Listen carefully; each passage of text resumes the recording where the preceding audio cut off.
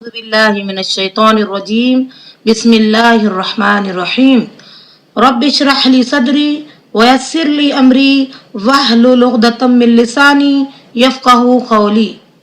محترم خواتین، السلام علیکم ورحمۃ اللہ وبرکاتہ۔ آج سورہ قیامہ کا ہدف اور مقصد پیش کیا جائے گا۔ سورہ قیامہ یعنی قیامت کا دن، اس کا مقام نزول مکہ مکرمہ ہے۔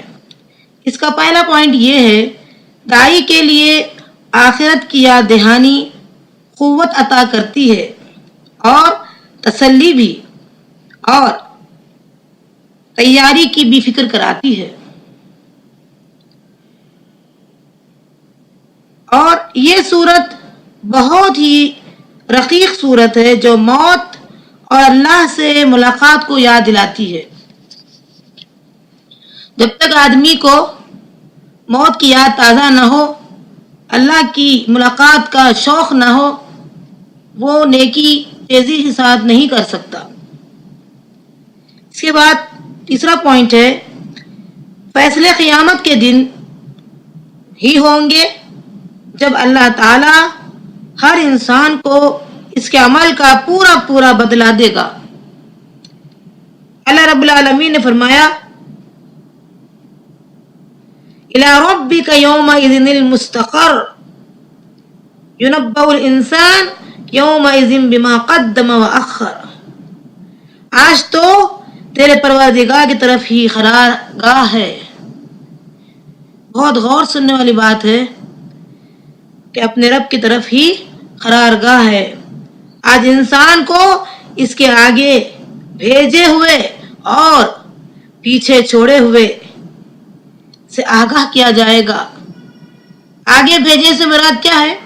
جو ہم نے نیکیاں آگے بھیجی ہیں، اور پیچھے ہم نے اپنی اولاد کو کیا بنا کر چھوڑا ہے، اور کیا کیا ہم اپنے مال سے اسلام کی ترقی کا کام کیا ہے۔ یہ سارے چیزیں غور طلب ہے۔ دعا یہ کیجیے، اللہ تعالیٰ اس دنیا کے اندر اس دنیا کی بہترین تیاری کی فکر عطا فرما اور ہمیں طاقت عطا فرما کہ ہم اس کام کو بڑی خوبی کے ساتھ انجام دینے والے بنے۔ آمین۔ خاص طور سے اولاد کی تربیت کے معاملے میں بہت زیادہ چوکنا رہیں، دعا مانگے اللہ رب العالمین ہماری اولاد کو اور بلکہ نسلوں کو صراط مستقیم پر جمائے رکھنا، تاکہ ہمیں یہی آنکھوں کی ٹھنڈک بن سکے۔ اس کے بعد والا پوائنٹ لیتے ہیں، ان لوگوں کا کہنا یہ تھا کہ ہم دوبارہ کیسے پیدا کیے جائیں۔ اس پر اللہ رب العالمین کہہ رہے ہیں، جب پہلی بار ہم نے پیدا کیا تو دوبارہ پیدا کرنا ہمارے لیے کیا مشکل ہے۔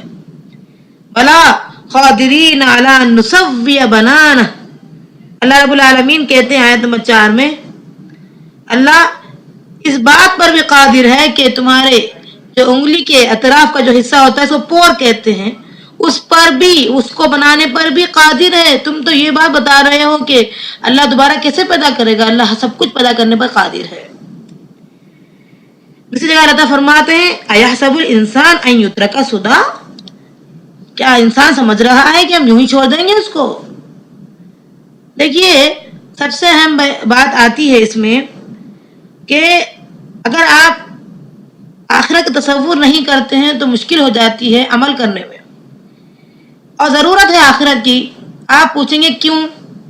مظلوم سے پوچھئے، وہ کہے گا کہ مجھے بدلہ چاہیے، تو پھر ضرورت ہے یہ آخرت کی۔ اور دوسری بات آپ یہ نوٹ کیجئے کہ فائدہ کیا ہوگا آخرت کا؟ فائدہ یہ ہوگا کہ انصاف ہوگا، مظلوم کے حق میں انصاف ہوگا۔ اور عقل یہی چاہتی ہے کہ اگر کوئی، مثال کے طور پر ہٹلر کتنوں کا قتل کیا، اگر اس کو قتل بھی کیا جائے ایک بار تو ایک کا بدلہ ہوا، بقیہ کا بدلہ کہاں ہوا؟ تو اس بات کا احساس دلاتی ہے عقل ہم کو کہ ہم کو ان تمام کا انصاف چاہیے، ان تمام کا بدلہ چاہیے، تو پھر آخرت ہی انصاف دلائے گی، مالک یوم الدین ہی انصاف دے گا۔ اس کے بعد آتا ہے کہ اگر ایسا نہ ہو تو ایسا معلوم ہوگا کہ اللہ کے مرتبے کو گھٹا دیا ہم نے، کہ اللہ صرف تماشا دیکھ رہا ہے. معاذ اللہ ثم معاذ اللہ. نہیں، وہ انصاف دلانے پر پوری طرح قادر ہے. ان کا جو خیال ہے کہ دوسرا جنم، اصل میں یہ بعث بعد الموت ہی ہے. یہ بار بار کی زندگی، کبھی بھی ڈکشنری میں بھی یہ معنی نہیں ملتا. ایک مرتبہ پھر زندگی کی ضرورت کا معنی آتا ہے. تو اسلام کا عقیدہ یہی ہے کہ بعث بعد الموت، موت کے بعد کی زندگی. اگر ہم تفصیل اس پر بحث چاہتے ہیں تو پھر قرآن کے علاوہ فی الوقت کسی بھی مذہب، کسی بھی کتاب میں اتنی صاف اور صحیح معلومات نہیں ملتی. لہذا اسلام ہی کی تعلیمات کی طرف لوٹنا پڑے گا. اس کے بعد کا پوائنٹ آتا ہے نبی صلی اللہ علیہ وسلم پر جو قرآن نازل ہوتا تھا، اس کو یاد کرنے کے لیے آپ صلی اللہ علیہ وسلم حرص کرتے تھے، جلدی مچاتے تھے، حریص بن جاتے تھے جتنا جلدی ہو سکے اتنا زیادہ سے زیادہ حاصل کر لوں. آپ کو اطمینان دلانے کے لیے اللہ نے فرمایا کہ آپ جلدی مت کیجیے، ہماری ذمہ داری ہے آپ کو پورا قرآن یاد دلانا. آیت نمبر 16 سے 19 تک یہی بات بیان کی گئی.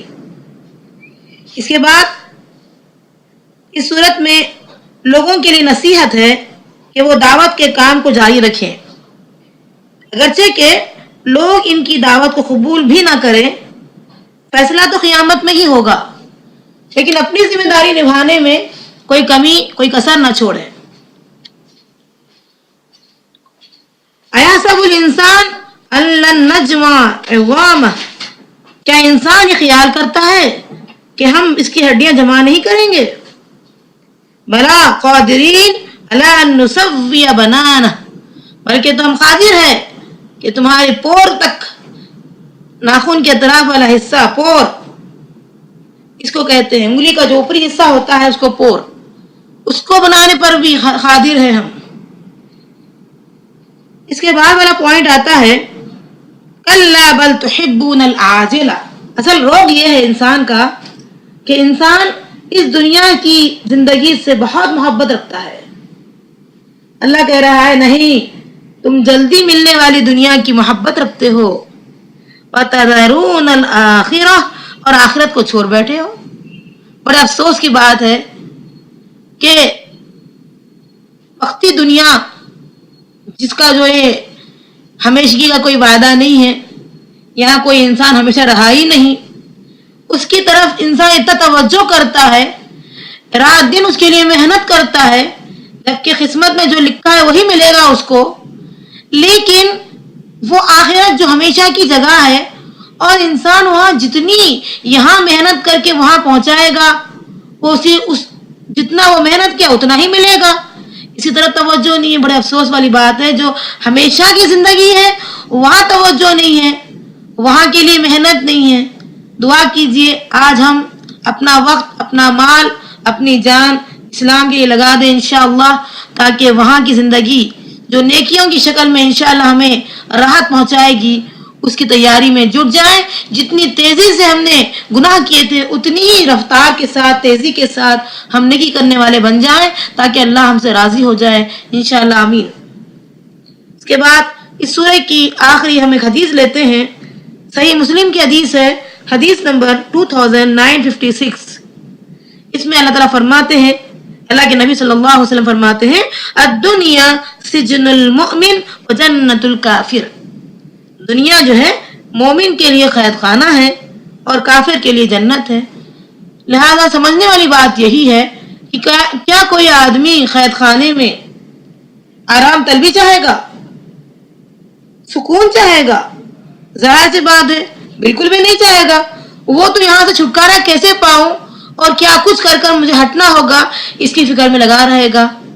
اور کافر کے لیے تو جنت ہی جنت ہے، تو اس لحاظ سے وہ جنت کما لے گا اس دنیا کی. دعا یہ کریں اللہ رب العالمین ہم تمام کو صحیح سمجھ عطا فرما، اور اس دنیا کے اندر ایسی محنت کر کے وہ دنیا کو ہم حاصل کرنے والے بنے، تاکہ انشاءاللہ ہمیشہ کی زندگی ہمارے ہاتھ آ جائے اور بڑی کامیابی کے ساتھ سکون کے ساتھ ہم وہاں رہ سکے. ربنا تقبل منا انك انت السميع العليم وتب علينا انك انت التواب الرحيم وصلى الله على خير خلقه وعلى اله وصحبه اجمعين. السلام علیکم ورحمۃ اللہ وبرکاتہ.